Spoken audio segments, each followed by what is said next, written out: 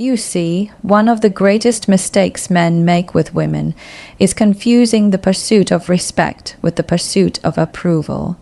They are not the same. In fact, they operate on entirely different levels of human psychology. Approval is surface. Respect is foundational. One is fleeting, the other lasting. And yet, time and again, I see men sabotaging their relationships, sometimes before they even begin, because they're too busy trying to be liked instead of being respected. Why does this happen? It comes down to a deep fear that is rarely spoken about, but often felt.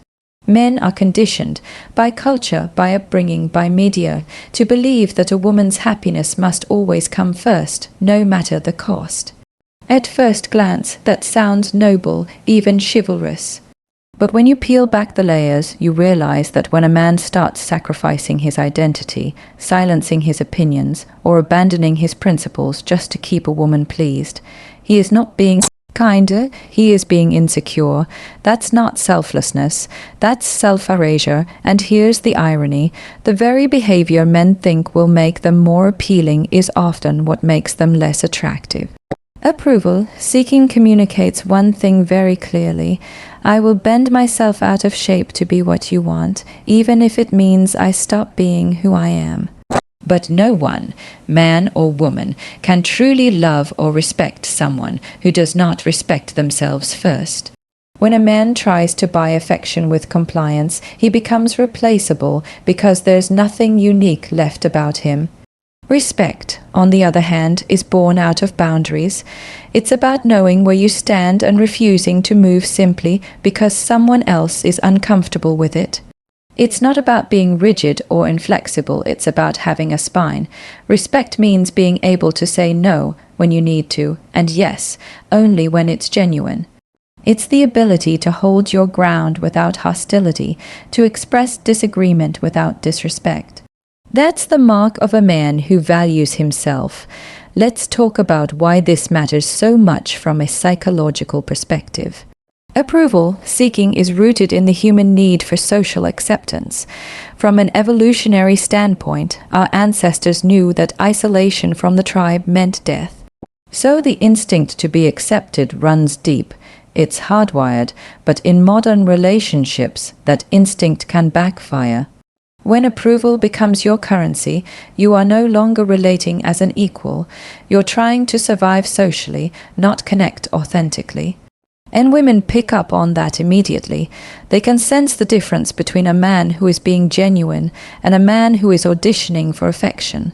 From a philosophical perspective, approval seeking is a surrender of sovereignty. A sovereign man is one who rules over himself, his thoughts, his emotions, his choices.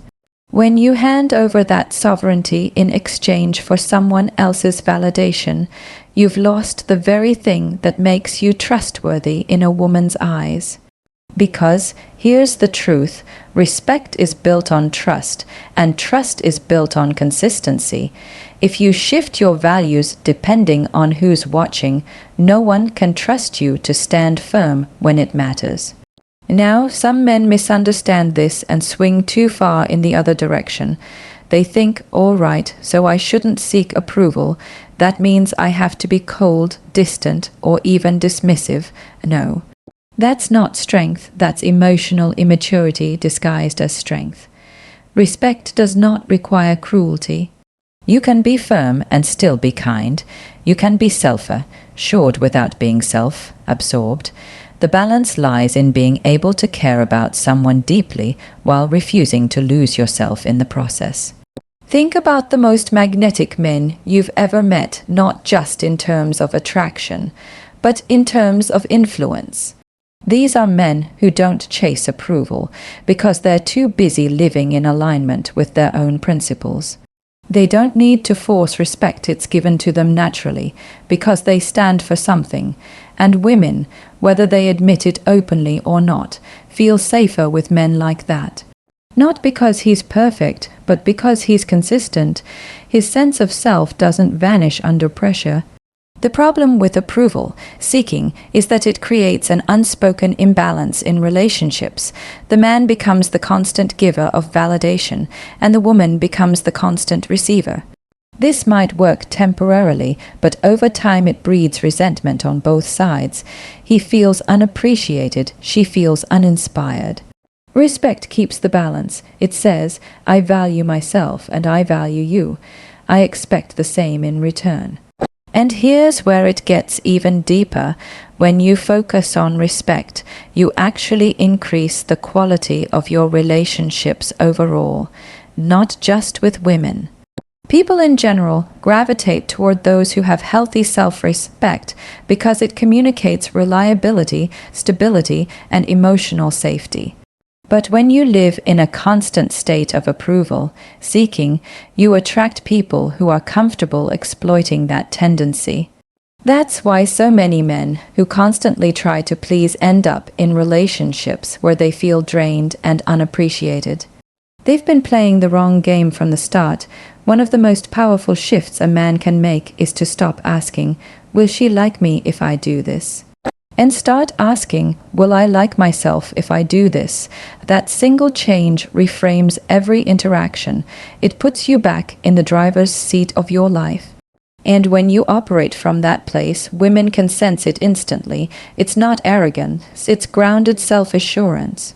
You're not playing to the crowd, you're living in a way that honors your values, and that's far more compelling than any temporary approval you might win. Remember, a man's role in a relationship is not to be endlessly agreeable, it's to be dependable. Dependable doesn't mean predictable in the boring sense, it means consistent in character. A woman should know that even in moments of disagreement, your respect for her and for yourself remains intact. That's how trust deepens, that's how attraction lasts, and that's how love matures into something unshakable. So, never confuse the chase for approval with the cultivation of respect. One will have you constantly performing, always afraid of slipping up, forever at the mercy of someone else's mood. The other will allow you to walk into any relationship knowing that no matter what happens, you stayed true to who you are. And that, more than flowers, more than compliments, more than grand gestures, is what makes a man truly unforgettable. Because in the end, respect is not given to the man who bends himself to fit a woman's expectations. It's given to the man who stands tall in his own, even when it would be easier to kneel. There's another subtle but equally destructive trap men fall into when dealing with women trading authenticity for performance. And I use the word trap deliberately because this isn't just a bad habit, it's a mindset that quietly rewires your entire approach to connection. You stop being yourself and start being a version of yourself you think will be most liked. You become, in essence, an actor delivering lines, hitting marks, wearing masks hoping the performance will win you approval. But here's the problem, performance is unsustainable, and worse, it is deeply untrustworthy. Now, there's nothing wrong with wanting to make a good impression, especially early on. It's human nature to put your best foot forward, but there's a difference between highlighting your best qualities and fabricating an entire persona. When you live in performance mode, you're always anticipating reactions, always curating behavior, always trying to control how you're perceived. That's not connection, that's manipulation, even if it's unintentional, and while it may work for a little while, it creates a hidden cost. You begin to lose touch with the very thing that makes you interesting in the first place, your authenticity. Psychologically, performance stems from fear, fear of rejection, fear of judgment, fear of not being enough. You tell yourself, if I reveal my real opinions, my real flaws, or my real life, she might not like me, so you start editing. You filter your personality like an Instagram picture, removing anything that feels imperfect. But here's the irony, those imperfections handled with confidence are often what create the deepest sense of connection. Without them, you're just another polished facade, indistinguishable from 1,000 others. From a philosophical lens, authenticity is about integrity. It's the alignment between your inner world and your outer expression. When you perform, you break that alignment. You start living from the outside in shaping yourself according to external expectations instead of internal truth. This doesn't just affect your romantic life. It corrodes your sense of self. Because every time you pretend to be something you're not, you're essentially saying, "The real me is not worthy of being seen." That belief will eventually bleed into every area of your life. Now, let's be clear. Authenticity doesn't mean dumping every raw thought or emotion on the table without filter. That's not honesty, that's a lack of self-control. Authenticity is about being truthful in essence. It's about letting your real values, your real humor, your real quirks, and your real perspectives shine through, even when it feels risky. It's about refusing to sell a counterfeit version of yourself for short-term validation. And here's the thing, women can feel the difference instantly. You've probably experienced it yourself in reverse, meeting someone who is technically saying all the right things, but something about them feels off. That off feeling is the absence of authenticity. Humans are wired to pick up micro signals, tone shifts, body language, eye contact that reveal when someone's words and inner state don't align. And no matter how polished your act, your subconscious signals will give you away. You can fake charm, you can't fake realness. The most magnetic men are not the ones who are flawless. They're the ones who are unapologetically themselves. They know they're not for everyone, and they're okay with that. They don't try to appeal universally because they understand that authenticity naturally filters the right people in and the wrong people out. When a woman meets a man like that, there's a different kind of energy. He's not auditioning for a role in her life. He's inviting her to experience him as he truly is. That's rare, and rarity commands value. But performance does more than just make you less attractive. It makes relationships fragile. Think about it. If a woman falls for your performance self, she hasn't actually fallen for you. She's fallen for the image you presented. And sooner or later, the real you will emerge, because no one can wear a mask forever. When that happens, the relationship often collapses under the weight of unmet expectations, because she'll feel like she's been with a stranger all along. Authenticity, on the other hand, creates a foundation that can withstand change. If a woman chooses you for who you really are, flaws and all, then there's nothing to uncover later. She's already seen the real you and she stayed. That's a different level of security, not just for her, but for you as well. Because you're not walking on eggshells, wondering if you'll be found out. You're free to be yourself, knowing that the bond you've built isn't dependent on your ability to keep performing. Now, some men resist authenticity because they confuse it with vulnerability, and vulnerability with weakness. They think, if I show my true self, she'll see my flaws, and that will make me less desirable. But that's not how it works. In reality, vulnerability handled with strength, meaning you can share your truth without begging for sympathy, is incredibly attractive. It shows emotional intelligence, it shows courage, and courage is always magnetic. On a practical level, authenticity actually makes your life simpler. You don't have to remember which version of yourself you showed to whom. You don't have to constantly adapt to meet shifting expectations. You live once as one person, fully integrated, fully consistent. That consistency doesn't just inspire respect, it builds trust. And trust, as we talked about before, is the cornerstone of any relationship that lasts, but I'll be honest, being authentic is harder than performing. Performance gets quicker rewards. A fake compliment might get a smile. Pretending to agree with her might avoid conflict. Crafting an idealized version of yourself might secure a date, but these are short-term wins that lead to long-term instability. Authenticity, on the other hand, might cost you in the moment. You might lose a date, lose approval, or lose an opportunity. But what you gain is far greater: relationships rooted in truth, where you don't have to pretend to belong. And here's the reality: authenticity naturally repels the wrong people. If you're real, some women will walk away.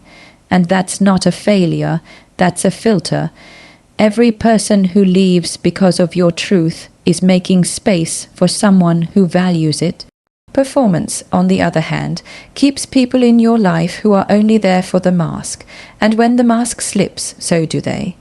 So if you want to build something real with a woman, whether it's a relationship, a marriage, or even just a friendship, stop performing.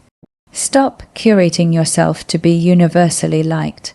Start trusting that the right people will be drawn to you not because you're perfect, but because you're consistent. A man who can be unapologetically himself will always stand out in a world full of actors, because in the end, a performance might get you applause, but authenticity will get you loyalty. And when it comes to love, loyalty will always be worth more than applause.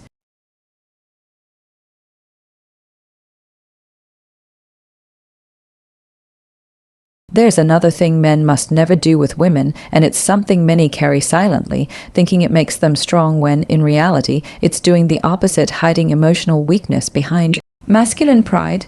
Society has long sold the idea that real men don't feel, don't cry, don't break. From childhood, boys are told to man up, to swallow their pain, to replace vulnerability with a straight face. The problem is, that's not strength, it's suppression. And suppression, over time, doesn't just close you off from women, it closes you off from yourself. Now, I understand why men fall into this.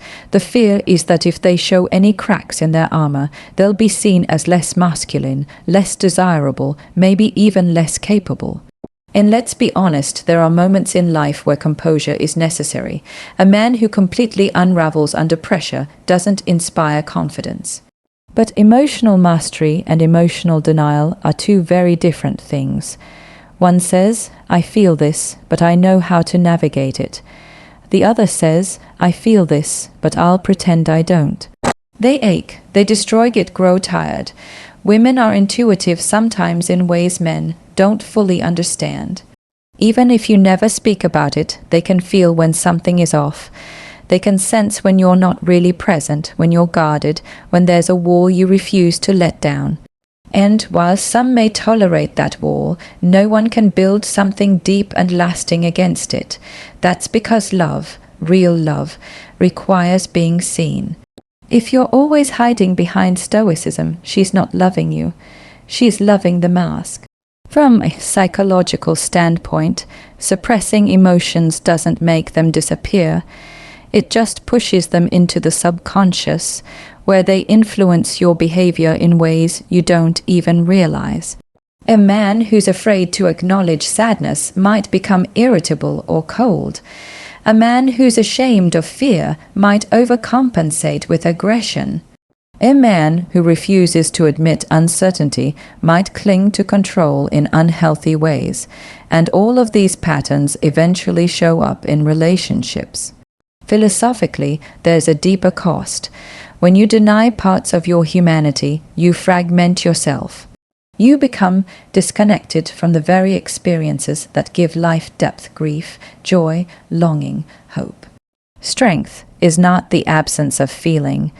It's the ability to hold feeling without being controlled by it.